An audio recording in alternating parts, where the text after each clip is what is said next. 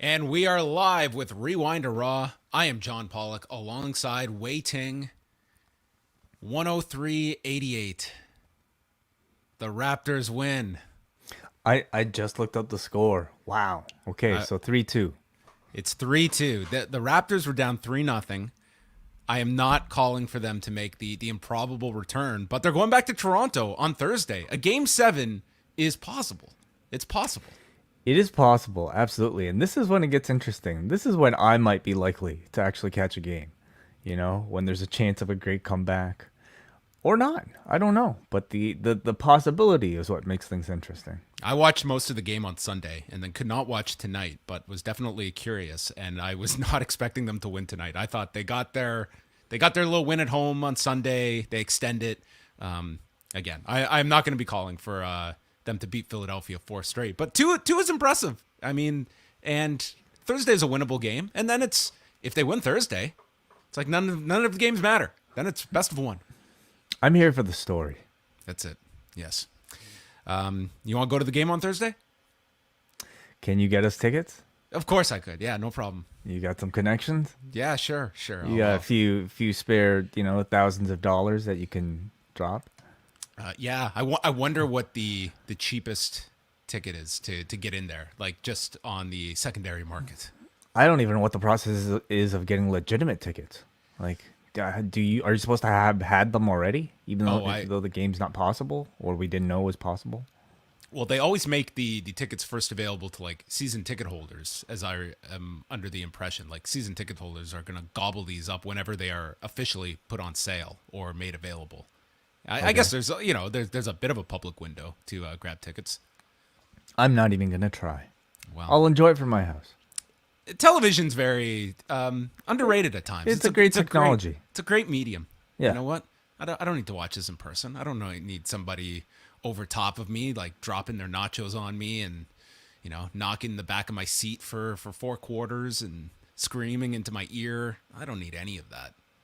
No, that sounds awful. Have you had that experience? Nachos spilling on you on your shoulder and I've never had nachos spilt on me, but I do recall once I was going on a date, and as we sit down at the beginning of the movie, a guy is passing me, and dude's like pop, just like he's holding it on you. Oh, all over me, dude. I was like, oh no, like pop all over you. Like pop is just the worst liquid to get thrown on you. It should be banned from all theaters just for that reason.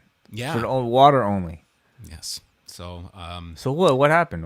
Did you make the guy like do your dry cleaning or something? Like no, I did not get him to do my dry cleaning. I can't remember. It was probably the most Canadian interaction. Oh, are you okay? Oh, no.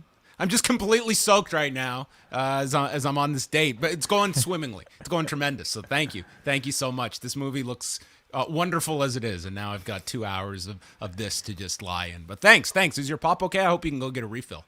Be nice if you compensate me for my movie ticket, maybe. See, that response didn't sound all that Canadian. It sounded more maybe sarcastically from whatever country that they like to do that. Sarcasm is my second language. But the Raptors win, so that's great news. And for the next 2 weeks, we will be watching Raw on OLN, unless you're streaming it, I guess. Did you stream Raw tonight, or did you? You did. I stream exclusively, like on the Sportsnet app. I don't have physical cable hooked up. Oh, okay. I've tried that Sportsnet. It's not. I've gotten more used to it, but I still watch Raw on TV. Okay. It's a pain in the ass rewinding on that player. Not really. No. Well, anyway. Hey, so so it's basketball next week as well that it's being preempted for? I don't know what the conflict is because Sportsnet obviously has NHL as well. They've got and they like the Raptors, like it flips back and forth from TSN to Sportsnet, but they've got basketball. The Blue Jays are playing now, so it's just a full throttle of sports. When the SmackDown number on Friday got killed in Canada because of the Jays are doing insane numbers. They're doing like over 1.4 million viewers for just these regular games. Then you had like 2 NHL games, you had 2 NBA games on Friday, so SmackDown got killed on Friday. But that's probably going to be the reality for the next while because the NHL playoffs are going to be starting as well. That's going to be big up here. And again, the Blue Jays are huge here in Canada. So there's a lot of sports competition, not just in the US, but also in Canada as well. So yes, I watched it on OLN tonight. I barely even noticed a difference other than finding out I have this channel. It's a different number you have to press. Yeah, that's it. Well, we do have our post-daily news show up today. The first 11 and a half minutes. You know what? I'm not even going to make a joke about it because I've gotten not one negative response to it. I've only heard positive from it. I've actually heard people preemptively tell me, if you hear anyone complaining about this, don't listen to them. It's great that you two are enjoying F1 so much. Keep talking about it. So that is what we did for the first 11 or so minutes of the post-daily news show because we are coming off of the big race in Italy. I cannot give you the exact pronunciation. It's actually a very long name, but this was... I've heard many dissections of this race and what it meant and what I watched and then learned what I watched. Yeah, for people who might, not be checking out the post daily news updates and might only be checking out these reviews. Of We're Raw quietly and Dynamite. moving to an F1 show Mondays through Friday at 1. Yes, we are in the midst of overhauling our network completely from now on. We will be slowly changing, the format of the shows to include more and more F1 talk. We're starting with 10% of the show dedicated to F1 today. Soon, next week, it'll turn to 15, then 20, and by this time next year, we'll be full-on post-racing podcast. You know what this is giving me the excuse to do? It's something I've always envied about you, but I've just never had the push to actually do it, is creating lists on Twitter. Ooh, okay. Yes. So I've started my like F1 I thought list. you were going to say something like wear a hat. That's where I thought you were going. I've actually at times been wearing a hat when I have gone to do this show and I sit down. I'm like, I can't wear a hat. I can't change now and just wear a hat. It'll be too obnoxious for people. They'll think like there's something wrong. It's weird to go. Yes, that'll happen. You'll get people in the comments saying, "Oh my God, John's wearing a hat." Just like when I don't wear a hat, people are like, "Oh, where's Wade's hat?" Then after a week, it's gone. So I guess so. Well, maybe I'll wear a hat one of these days. Maybe. Okay, so you're gonna. I like that. That was your immediate reaction. Was that is the change that John is about to undergo? He's gonna Maybe wear a I hat. somehow inspired you to wear hats, but no. Instead, it's to create Twitter lists. Yeah. You better be careful with that because you know who just bought the service and knows that you're probably going to create those lists. Yes, I might be out of here from Musk till dawn. Is that the headline that people are going with? That's the one I just made up now. Oh, that's very good. Yeah, what do you think of that? Elon I don't know Musk what I'm on supposed Twitter. to think about that. I think Twitter is, and I don't know if Elon Musk is going to be able to change this. Twitter is this essential service, might be an overstretch, but it's like a daily tool. It's a fantastic tool for It's people. a form of communication. It's Yes. your homepage. That's what it is. It's not a fantastic business. Like that has been the struggle of Twitter, is being a heavily profitable business in the sense of like an Amazon or a Google. Like it's not at that level. So, I mean, if you have 44 billion to spend, cool. I don't know. It's probably going to send some people off of Twitter.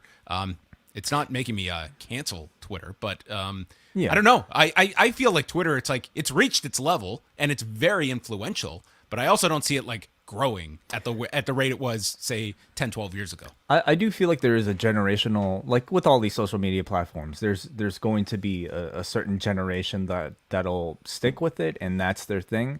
And then there's going to be new things that'll replace it and younger people aren't necessarily going to use it. I mean, we see it happen with Facebook.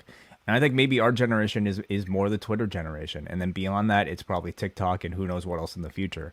But, I'll say like having any person's face attached to our communications tool feels icky. feels weird, especially when it's a dude that's, like kind of strange, in Elon Musk. Like I know that ultimately everybody can see what you're tweeting out there, but it's the idea that, continuing to use the platform is in some way benefiting this one person that just kind of feels a bit strange. And yeah, I don't know if I'll change. I mean, I kind of need it for work, and I still enjoy using it from time to time, so I probably will continue using it. But I'm curious to see what the effect is overall.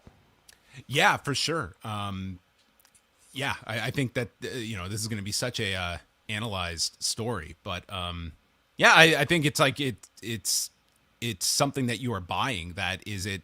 Is it a great investment? It seems like it's a cool thing to have for Elon Musk, but what changes? What changes come about with Twitter? Like, he is very much pushing like the idea of a platform that they are not going to be curbing speech on Twitter or getting into any of that. It seems like it'll just be anything goes, and that will both bring about a certain population back to Twitter. And it will also send people away from Twitter as well. And that's your balancing act. But I don't know if this person is running this with the idea of this being a money maker versus this is an expensive toy I have, and it's one of the most influential toys in the world. Yeah. I mean, again, positive or negative, we shall find out. Maybe we're all going to space. All possible. All possible. What if the bird changes to his face? The blue bird is gone. It changes into space, just space? Like no, nothing? Elon Musk's face. Oh, his face. Oh, yes. Okay. Oh, no, not space. Face. I mean, it'd probably be a second page app rather than a front page app for me on my phone after that. It's not on my phone, so I can't. So you're already halfway there. I'm halfway there, yes. Well, we have tonight's Raw from Knoxville, Tennessee at the Thompson Bowling Arena, or as they called it, the University of Knoxville. Okay. Or the University of Tennessee. I can't remember what they were calling it tonight, but they didn't call it the arena's name. Corey Graves is back from his honeymoon, replacing Jerry Lawler.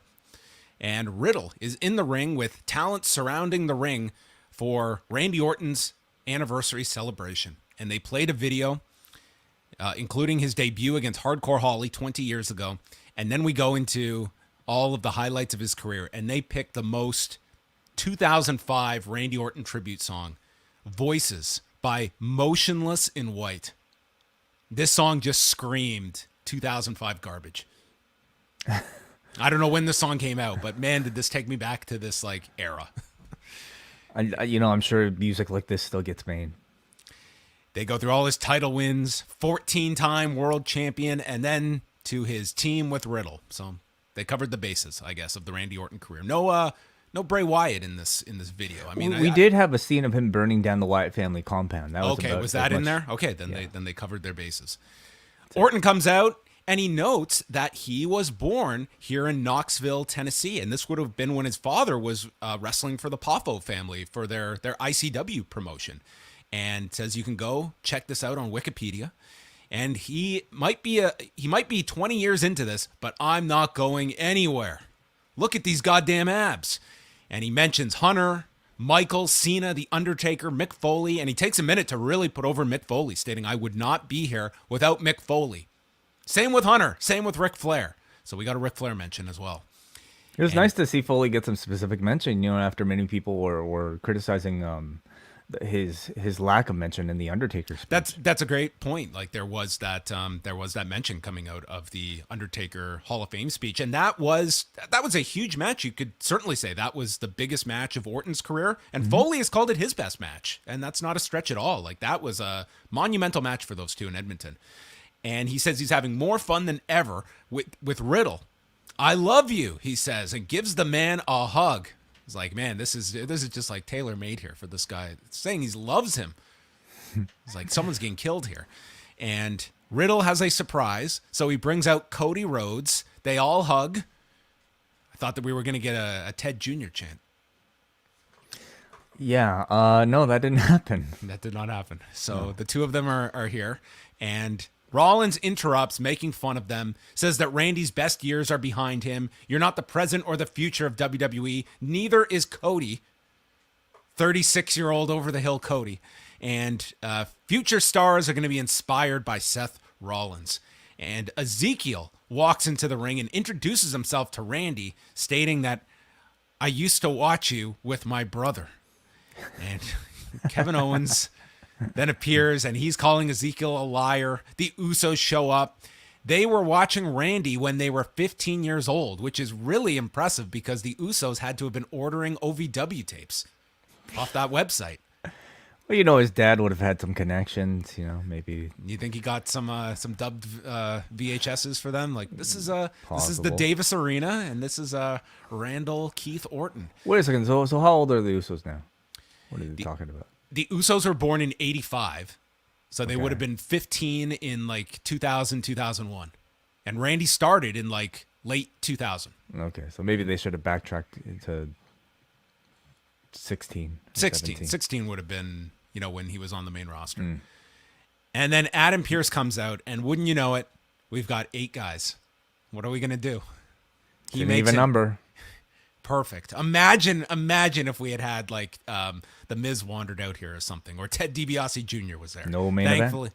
we have 4 and 4 baby faces and heels right down the middle, and Adam Pearce makes an 8-man tag as Owens strikes Ezekiel and then is hit with an RKO. This setup for the 8-man tag, 18 minutes of television time to start the show. Yeah, 18 minutes. I mean, I'll tell you, it was probably the thing I was looking forward to the most about this show. Of anything that was listed, it was the Randy Orton celebration. It's not every day that you get to celebrate 20 years legitimately of somebody's employment within one company and 20 years in this industry. That's a legitimately independently contracted.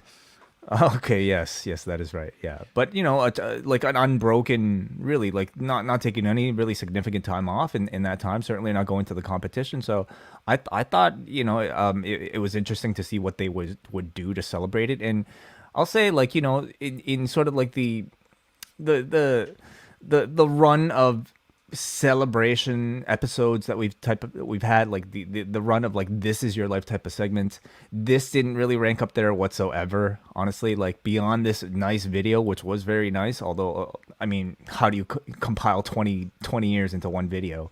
And then a quick set of thank yous from Orton, which did seem very genuine and very heartfelt. It was really just a bit of a setup for your by the numbers, everybody who is in the ring gets to be in the main event tonight type of segment. Beyond that, we didn't really get any sort of special appearances. Even the Cody reunion, which I felt, we talked about it this afternoon. This is a potential WrestleMania main event between these two. They had a bit of a handshake, but we didn't hear any words from Cody. Like ultimately, the segment itself didn't feel all that special. I mean, you got the Orton Cody involvement. As you were saying that, I was wondering if they had held off on this anniversary for 3 months and they made those wellness violations that would delay those periods don't count. Okay. And they those are strikes against him. So they celebrate the anniversaries as if they like do their contracts. Like if you take any like, time off for the injury. wellness policy would have been it freezes. So those 30 and 60 days don't count. Interesting. Yeah, that would be some difficult math. Like it'd be your anniversary and you wouldn't even know it. Yeah, that'd be a tricky promo to cut as well to explain why we're doing this later. But yeah, that was our opening segment. And then we got into the wrestling portion of this show. And I say that lightly because the first 2 hours of this show, dude, there was so little wrestling during the first 2 hours of this show. But we started off with Bianca Belair and Sonya Deville for the Raw Women's title. And immediately, Sonya is tossed over the announcer's desk and is counted out in 46 seconds.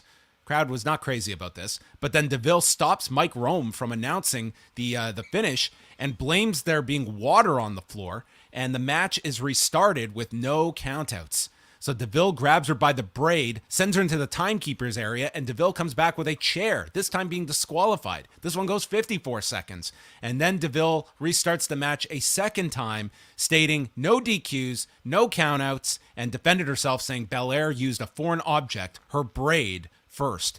And she waves down Carmella and Queen Zelina. So as we come back, it's pretty much a 3-on-1 handicap match.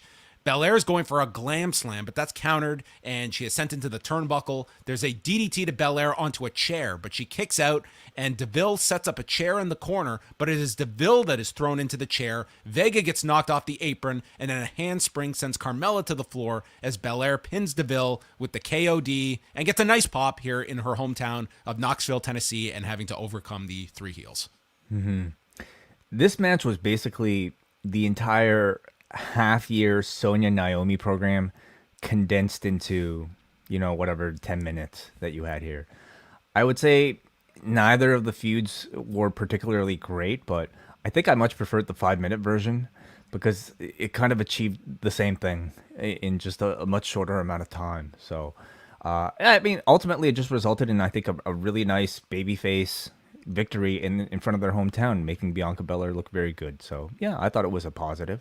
Does this set anything up for Bianca Belair coming out of this? Can you revisit this match with Sonya? Like, she overcame all 3 of them here. I don't know what she does after this, unless you're fast-tracking Rhea for that spot, but that would seem quick for Backlash. Right. Yeah. I mean, I personally don't think this program continues at all. Again, this felt pretty decisive. Like, this feels to me like you could have. She beat him 3 times. Yeah. Right. Yeah. So but this is Sonya Deville we're talking about. They could drag this thing on for another 6 months with these types of stipulations. Well, that's what I'm saying. I could very well see they come up with some stipulation and do this again at the pay-per-view. But this match was totally not designed to extend it beyond this. Like, she overcame everything. I didn't really see anything more as like, hey, it's her hometown, let's make her look good type of thing. Which is fine. Like, if I'm looking at, like, there is an argument of her winning in her hometown versus holding this off to Backlash. What does it really matter? Do it in the hometown. I'm fine with that. But I'm curious what Belair's next, who her next opponent is going to be, because it's not a whole lot of heels that we have. Are we sure that she'll have a defense? No, I mean, she maybe just doesn't have an opponent for Backlash and is not there. Carmella and Vega are arguing backstage. Deville said they had one job, and now they don't get a tag title rematch.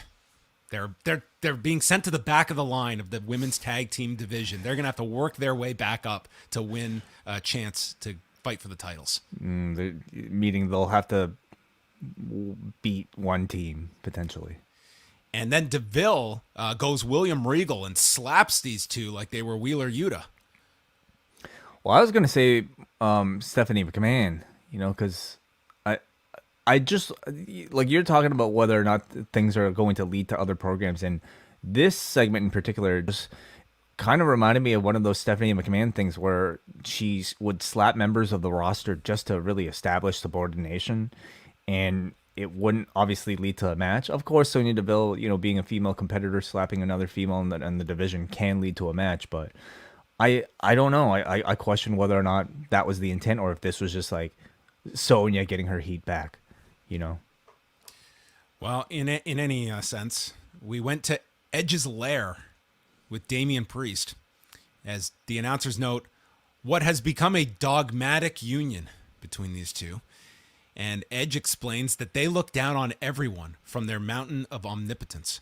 They make fun of the fans cheering for the Tennessee Volunteers and supporting the current mayor of Knox County. This did not get the heel reaction that I think they thought it would.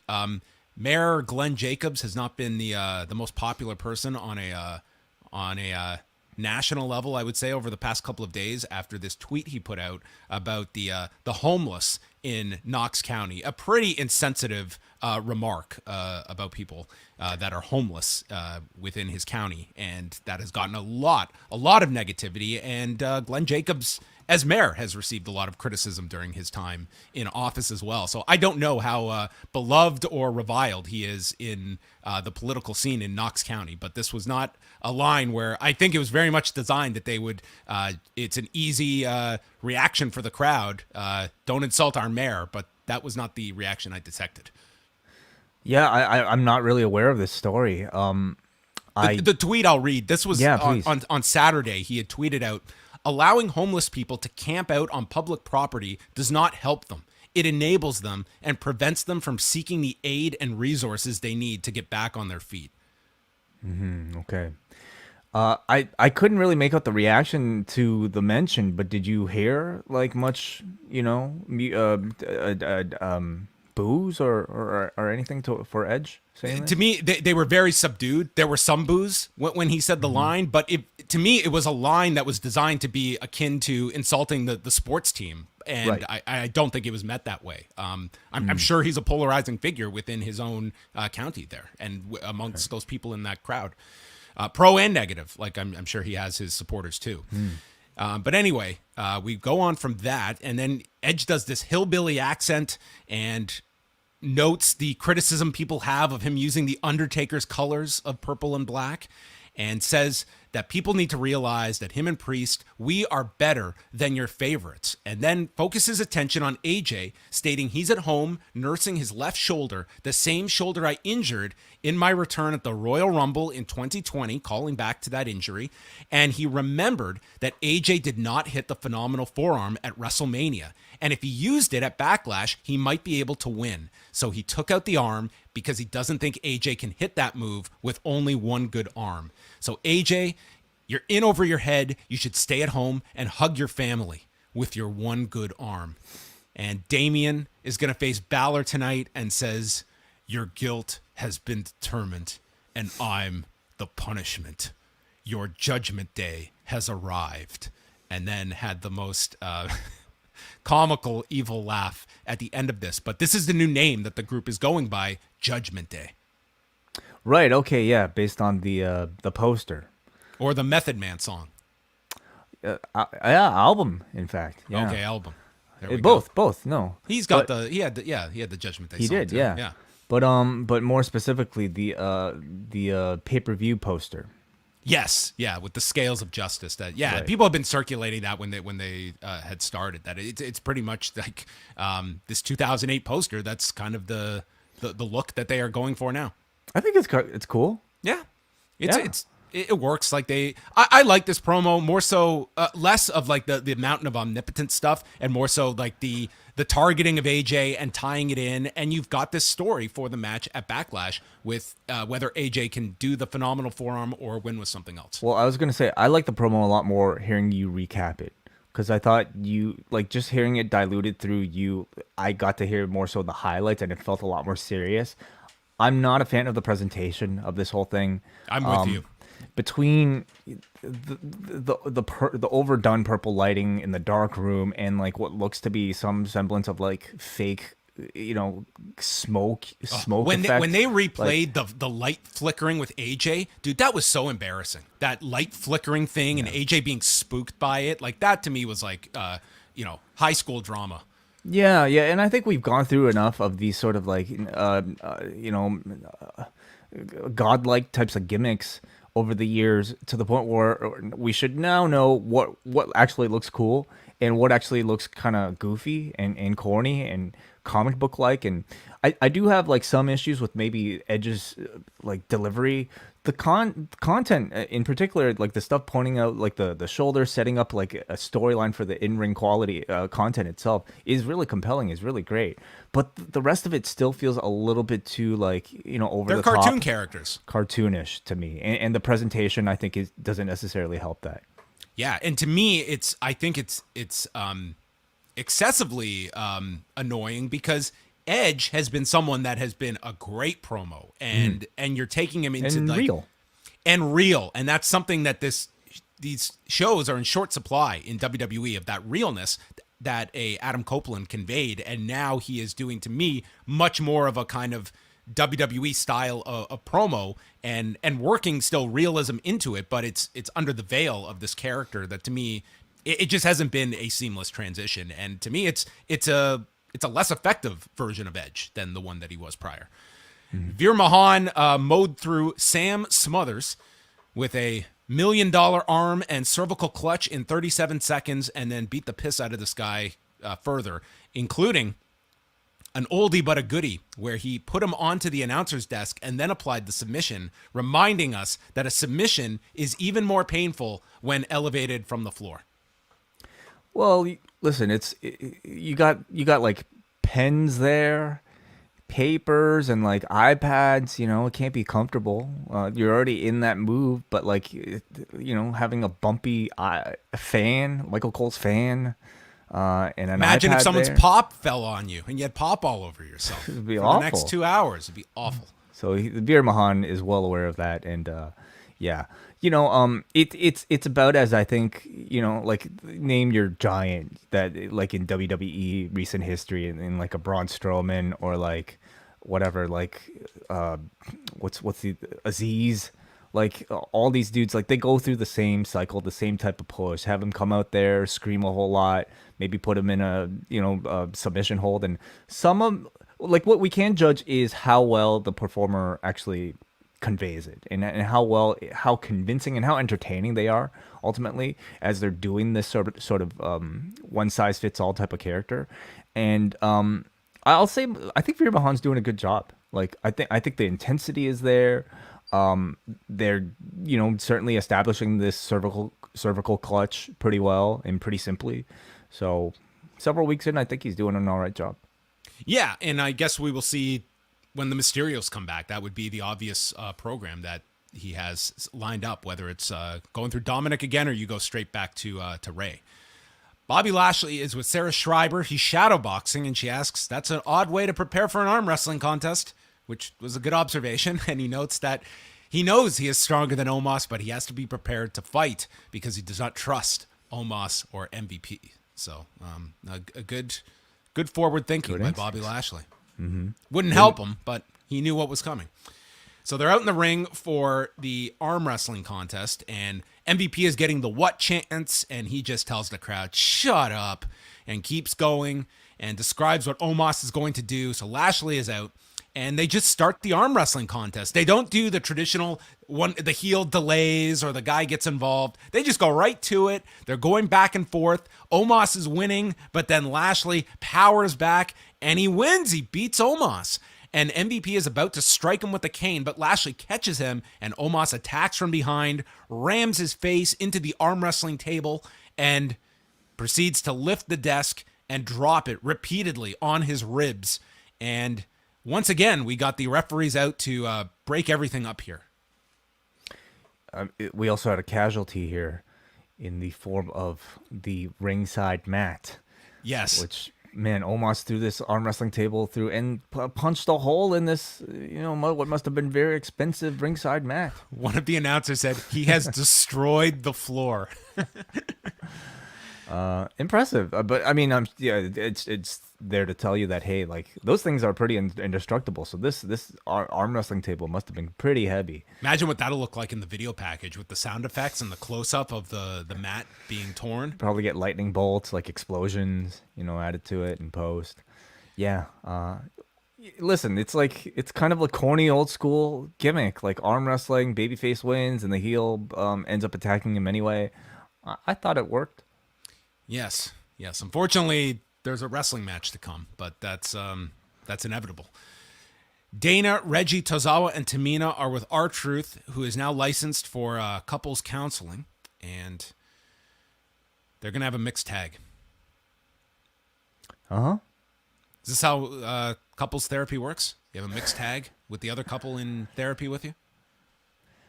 I mean, I don't know what sort of school of counseling R-Truth went to, but yeah, there are different philosophies and methods and schools that teach you different ways, I'm sure. Well, we have our mixed tag. Truth is the referee.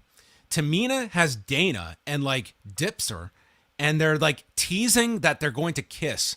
Mm-hmm. No one reacted in the crowd.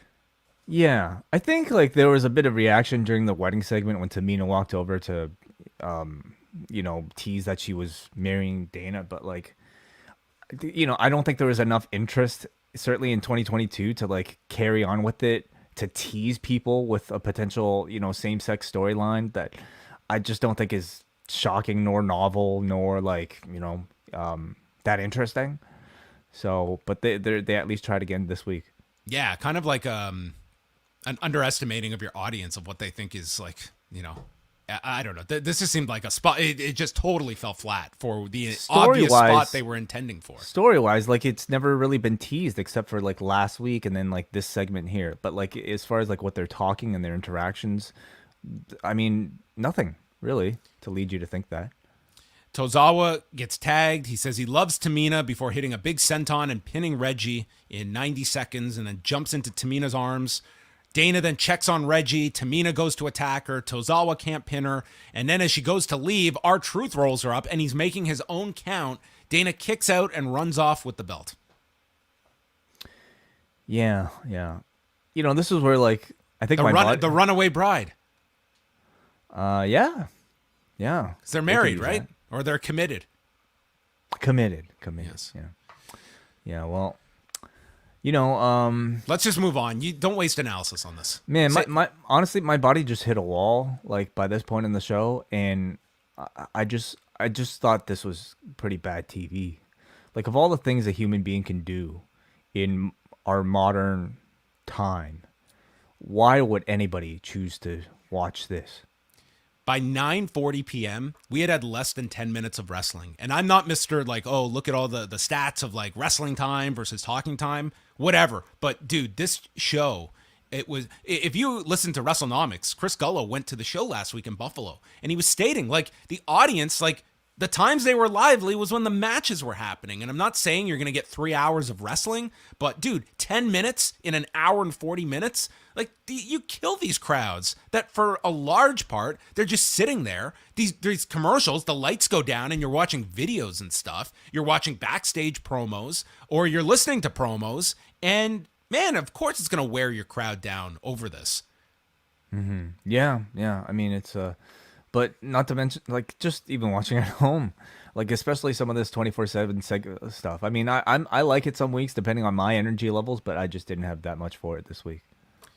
Becky Lynch returns, her first time appearing on the show since WrestleMania, and she's despondent.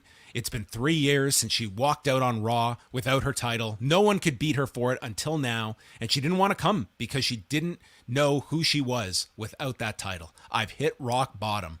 But then a light bulb goes off, and she realizes that she has hit rock bottom, so there is nowhere to go but up.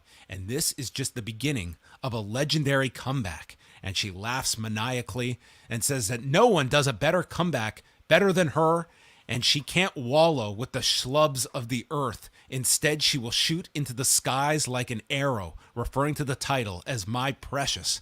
And she will overcome their hometown girl, Bianca Belair, so that no one can stop her. Now, this very much was in line with where we saw this character going, who loses her mind after losing the title and becomes just like this unhinged version of Becky Lynch. Did she pull it off, Way? Did she pull it off? I mean, I think it's a start. I think it's the first week that we've seen the character, and week one, I was at least entertained. I really get a kick out of like seeing her take the character into new directions. She's a very creative person, and I think likes to take some risks, much like her husband does. And I will say, like, I think I enjoyed first week of Unhinged Becky a lot more than maybe first week of Unhinged Rollins. Yes.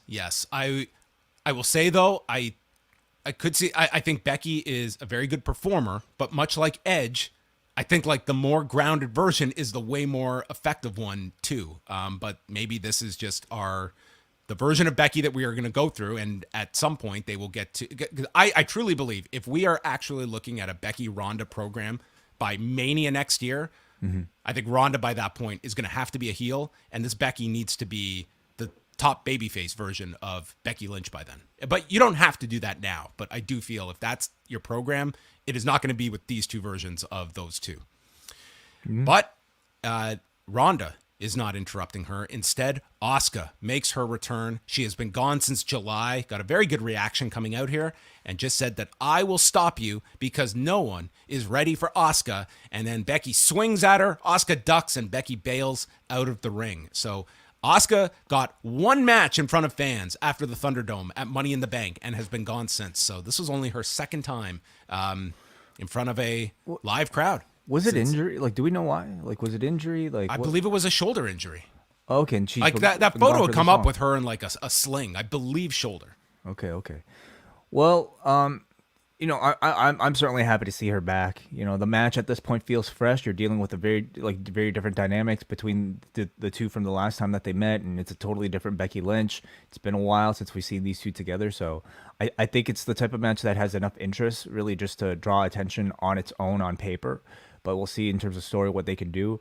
I mean, again, like when you're talking about Asuka, you're gonna have to rely on the opponent to do much of the heavy lifting when it comes to speaking and whatnot. But I'm really curious to see what sort of evolution we're going to see in Asuka's character, because just hearing her tonight, it was just kind of the same catchphrase, same pattern where she just speaks some Japanese, and then it's just into nobody's ready for Asuka, and I love Asuka. It's been a long time since we've seen her, but still, like, I want to see what something different. I want to see, like, last time she did the Kabuki Warriors thing. That was kind of neat, kind of different. But what's the next level for her?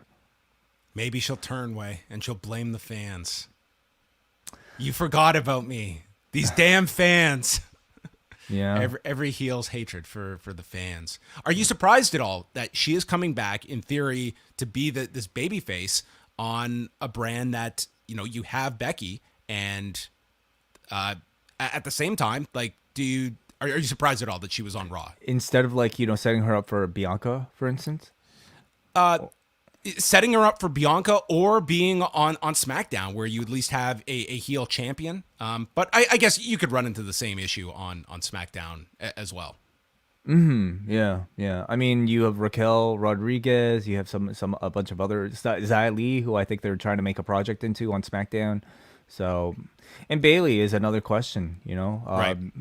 And Alexa Bliss. Like, you have a number of names that are just kind of floating out there without a real home right now. So, I wasn't that surprised.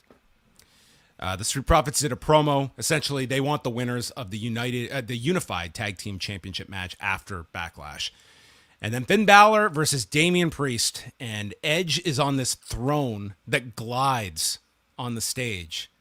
And then it transitions to Damian Priest's music and is announced as representing Judgment Day. All right. Hey, how about the return of faction names? Like, man, for the longest time, I feel like it's just like, here's this dude plus this dude plus this dude, and they're just all gonna come out together. Like, I'm glad we at least have proper factions. Well, for now we do. I mean, didn't do the Hurt Business very good to have a name. It was just easier. You make that gear, Yeah, I guess so. and You're then right. and then it's trouble. So there's a razor's edge to Balor on the edge of the apron. We come back. Balor counters a choke slam, and Priest misses him in the corner. Priest is knocked down from the apron, and then as Finn climbs, he just stares at Edge. This guy who's been there the whole match, he's just locked on this guy, and the distraction leads to Priest hitting the South of Heaven chokeslam and an elevated flatliner for the win. And Finn Balor, boy. Yeah, it's another week, another Finn Balor loss. Match was good though. Yeah, it was a fine match. Yeah, like a commercial right in the middle, and yeah, I can't say it was all that memorable after the fact, but it was fine for the time it had. There was nothing wrong with it. No, not unless you're a Finn Balor fan, and I mean, then it's so the what? role he's slotted in at the moment. Miz TV, the Miz is out, and he brings out Theory, and they show a photo from last week of Theory with the title doing a selfie with Vince, and Corey Graves say that photo alone is why Elon Musk bought Twitter. Just so he could own that. Just to have that photo. Does he own your photos? I guess so. I don't know. Yeah, No, guess I don't terms even want to and- ask. Terms of service. Make sure you read those. Miz says it's been a while since someone brought credibility to the U.S. title. In fact, 12 years, because 12 years ago, the Miz held this title. I'm sure everyone remembers that reign. Mm-hmm. He grew up, Theory says he grew up watching the Miz and said that he will prove that he is the best investment that Vince McMahon has ever made. He's made some awful investments in his life, so we will see. And he will take this title to new heights and be remembered as the U.S. champion. And then the two are interrupted by the returning Mustafa Ali. And I know what you were thinking, Way. Oh my God, Ali has been traded to Raw because he was drafted to SmackDown last October. I was not thinking that, but Thank you for letting us know. Well, he's on Raw. Huge movement. And Miz asks if he still works here. Theory asks, aren't you the guy that took his ball and went home? And then Miz jokes that this is Mufasa, Mustafa's younger brother. And Ali says that's a really bad joke, and if I needed to laugh, I would watch you wrestle. And he's hoping that Theory will hold an open challenge so he can challenge him tonight for the title. Theory declines the offer, and Ali says he has no balls. And he's running away like your name is The Miz. And Miz says that I don't have the power to just wave a magic wand and make a match. But then Theory interjects and says, I texted Vince, the match is on. So Miz is put into this match with the returning Mustafa Ali, who sounded very good during this promo. He did, yeah. It was a good reintroduction for him. I mean, a surprising one that he would come back at all, of course. I thought the audience in Knoxville seemed to think it was a surprise. You had some welcome back chants here. We wouldn't really get much of a sense of the character until maybe seeing the match. But yeah, 1 week in, I thought it was a good return. They had a fine match here. Ali landed a spinning heel kick coming back with a rolling neck breaker. He's caught with a DDT after trying for an O'Connor roll. And then Ali lands on his knee badly, and Miz tries to capitalize with a figure four, but Ali counters that with a twisting leg cradle, catching the Miz in 6 minutes and 41 seconds. But as Ali is leaving, he gets attacked by Ciampa. Ciampa. Just Ciampa now, yeah. Drop the first name. I thought Ali looked real smooth here. I'm getting a sense that maybe the character now is just, well, he's a very good wrestler.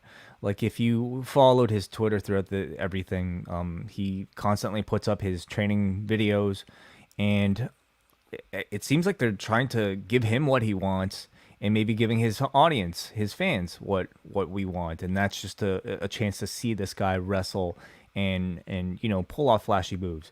And to showcase that aspect of the character, I thought The Miz was really a perfect opponent here. I thought The Miz set up the interaction wonderfully. And because The Miz's in-ring tools aren't flashy, they're rather kind of, some would say limited, but I think they're very safe, they're very effective, and they provide a great canvas for a flashy babyface to look good, which is what I think The Miz did here. That's kind of the Miz's role. I mean, we got to give Logan Paul his shine at the end of WrestleMania. Kill the Miz. We need Cody to beat someone to introduce him on TV. Beat the Miz. Mustafa Ali's coming back. Beat the Miz. Yeah. And you can make the argument like this Miz. They gave the Miz the championship not that long ago, so you can argue that maybe it's a role that's kind of beneath him. But I think he plays it effectively, and I don't think he ever loses anything by doing this. So. We might have lost John Pollock, and maybe he didn't. Am I back? You're back. Yeah, I was thinking maybe you didn't like my Miz praise. No, that was I guess Retribution was taking over my feed here. So. The return of Retribution. Yes. A number of people in the chat room are calling me out for it because there are a number of faction names like Retribution, like the Bloodline. I'm sorry, I forgot recently. So there you go. Sarah Schreiber interviews Rhea Ripley. She finally opened her eyes. She came here 2 years ago and became women's champion on her own. And then I was tossed into the tag division with partners that made me weak and brought me down to their level. And then Liv Morgan attacks her, and yet another pull apart on this show as Liv and Rhea come to blows. So she was forced into these tag teams, Forced. So, I thought she was going to live for brutality. She wore it. She had like a fake tattoo on her face for it. Well, who would willingly sign up for that? Well, I guess not her. So Rhea Ripley and Liv Morgan coming to blows. Kevin Owens is arguing with Alpha Academy over payment for the lie detector test, and Owens refuses to pay Chad Gable. So Rollins walks in, and they want to go over the game plan. Owens at least brings up last week the fact that, we had we had a big fight last week, and we're teaming this week. Does that make any sense? Rollins just says that was in the moment, and he says he should put Rollins through a lie detector test. The Usos come in and say, you need to fall in line. We need to win tonight, or else Roman will be mad. And Rollins just laughs this off, puts his arm around Kevin, and Kevin promptly removes it. Yeah, some fun dynamics between all of these four. I thought they were, entertaining together. Omos and MVP spoke to Kevin Patrick and says that Lashley sure didn't look like a winner tonight, even though he won the arm wrestling contest. Tonight was about brawn. It was not about brawn. It was about brains. And Lashley isn't the almighty without MVP, and Omos has officially challenged Bobby Lashley for WrestleMania Backlash.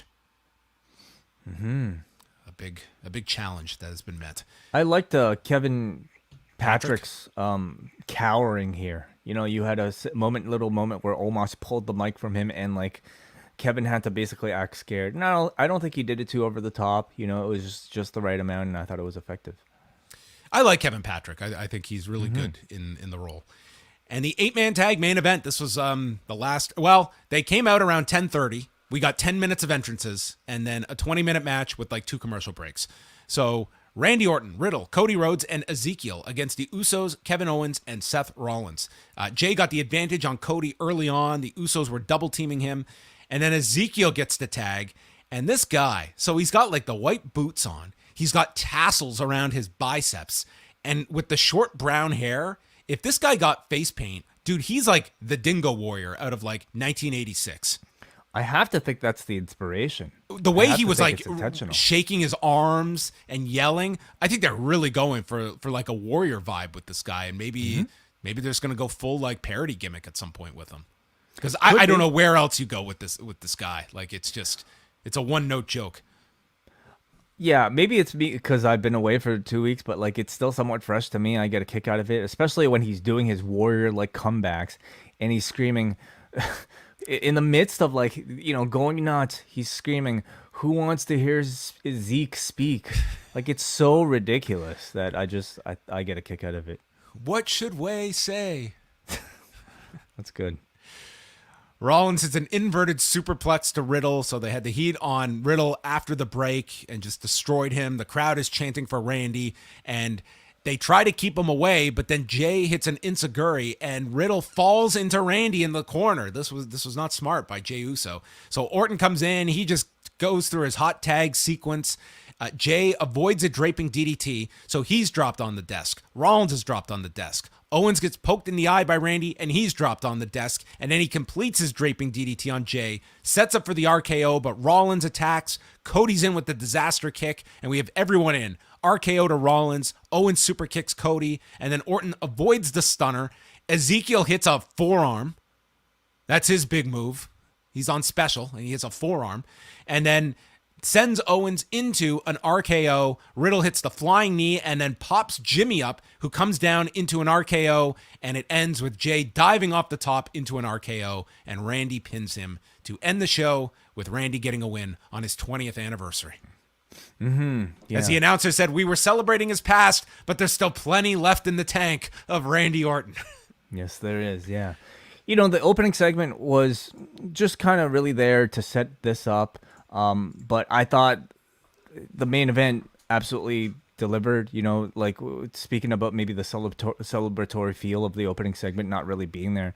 I thought it really was for the end here because, you know, as always with the Arcade Bro types of matches, they did a great job of setting up the hot tag.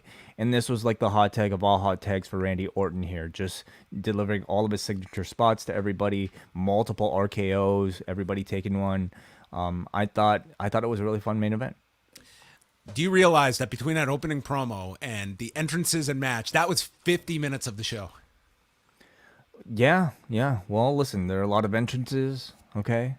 You know, it's a 20-year celebration. If this was Rampage, they could have done the whole show with this match. Yeah. I mean, if this was Rampage, I don't think you would get the entrances. I don't think you would get the video packages. Like, I don't think you would get a lot of things.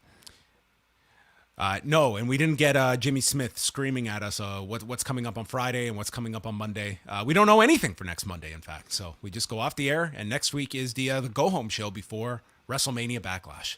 Can you believe we're almost here? You know, it's a bit of a shorter road, this one. So that was Raw. I would say it picked up for me. I would say the last. What are your highlights? What are your highlights from the show? Oh boy, highlights of the show. or lowlights? 8-man. I did enjoy the 8-man. Like it was a fun 8-man tag. It wasn't, I won't go stellar, but I enjoyed it for the time they had.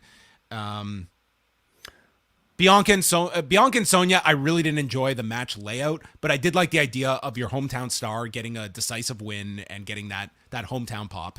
So, with Bianca, like the reaction was fine. I think the setup was a little, it was a lot. We had a number of returns on the show. We had Asuka returning. We had Ali returning. Yeah, both of those came off well. I think they were. See, the tone of that is exactly how I feel.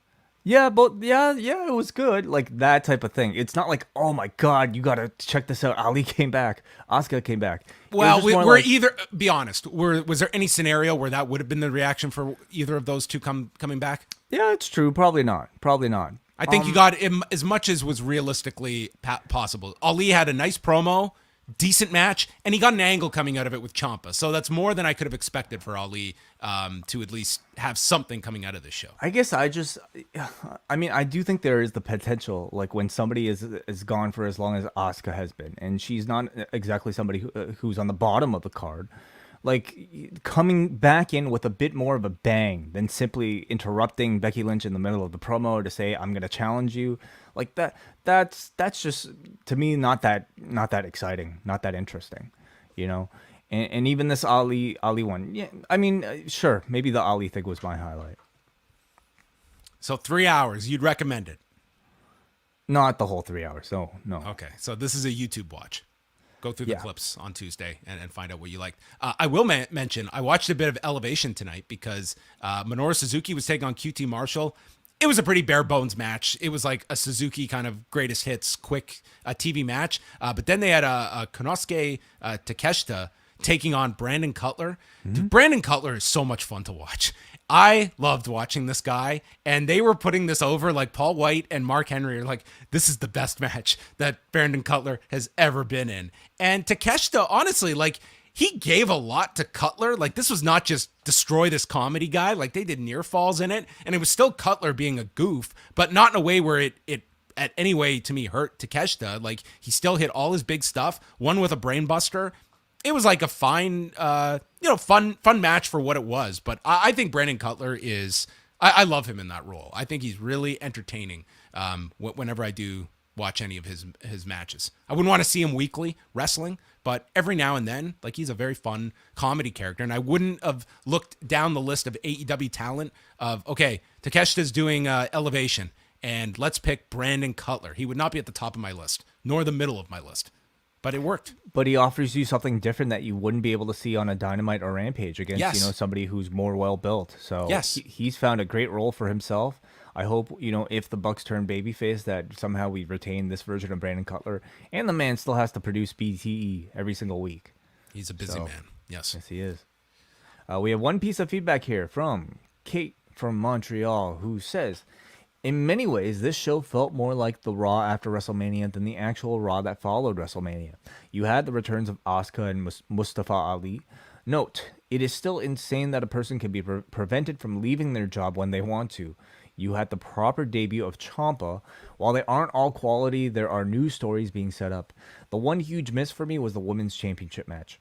It feels like we're never getting a proper return to the ring for Sonya Deville, which is too bad. And as engaging as Bianca is, Becky and Asuka instantly feels like the hotter feud. Now that the titles are unified and it looks like we're probably heading to the end of the RK Bro line, it seems like Randy has to be high up on the list of potential opponents for Roman, no? No one gets that big a pop week in, week out, and it's been a surprisingly long time since they faced each other. Yeah, I mean, we talk about Roman in need of opponents, and Randy is obviously one of those that you could go to, and we'll kind of see how it comes off on SmackDown on Friday, but there was certainly the tease from like just seeing the shots in the building of going towards Roman and Drew, and it's worth noting that after Backlash is Hell in a Cell. So you could very well see something where, like, this is a pay-per-view where it sounds like, it just seems like it's tailor-made to have at least one kind of screwy finish that you come back with Hell in a Cell for. And maybe Reigns and Drew is that program. I could also see Charlotte and Ronda getting a third match at Hell in a Cell if, Ronda wins the I Quit match and they do the rubber match at Hell in a Cell. But going back to the question, Randy would be in there. You could always go to Seth. But again, it's kind of just these makeshift programs for Roman Reigns that I think you really have to have a compelling story attached to them rather than just a guy going for the title and thinking that's going to be enough to satisfy people creatively. Yeah, are we at the point now where like he's gonna pick guys from Raw to face? Well, he's the unified champion, so it should be open to both sides. Yeah, that's true. You're right. I forgot about that. Even though he's not regularly appearing on Raw, but I mean he doesn't have a program on Raw at the moment, so you do have that benefit that you can go to with Randy at some point. So there you go. That is tonight's edition of Rewind to Raw. We are going to be back on Tuesday, live at 1 Eastern with the Post Daily News Show. And then Ask Away, the mailbag show, returns Tuesday evening. You can still get your questions in at forum.postwrestling.com. We will go through all of your questions for this month and available for Post Wrestling Cafe members. Yeah, it's always a fun show that I enjoyed. We typically answer all the questions, so yeah, it's open all for all patrons at postwrestlingcafe.com or forum.postwrestling.com. And just a few scheduling notes for Thursday. Up next, we'll be releasing the show this Thursday instead of Tuesday night with Braden and Davey. We'll also have Bushby and Thompson's Wrestling Adventure as they're chatting the Cruiserweight Classic from 2016. How does it feel that the Cruiserweight Classic is now like a subject of a retro review? It makes me feel pretty old, I have to say. I remember reviewing that with Braden not that long ago. How many years ago was it? 6? Almost 6. Well, it was a very enjoyable tournament, and it also means like guys like, Cedric and Tozawa have been there for 6 years. Wow. It's a long time. Yes. Time flies. Yeah. That could have been the tagline for the show. And then Saturday, we are going to have Rewind to SmackDown. It will not be this Friday. We're going to be putting the show out for patrons on Saturday this week. So that is the only scheduling note. Also, Moon Knight. MCU Later returns this Thursday evening with me, WH Park, and very special guest, our man, Neil Flanagan. Oh, get out. Helping us break down episode 5 of Moon Knight. Only 2 episodes left, so if you're caught up, go check the shows out. I really enjoyed last week's episode with me, WH, and Karen Peterson. And so listen to our post shows and get caught up and join the conversation. All right. You can go check all of that out. You can check out postwrestlingcafe.com, postwrestling.com, and subscribe to the channel. Give it a thumbs up, and that will wrap up Rewind to Raw. Good night.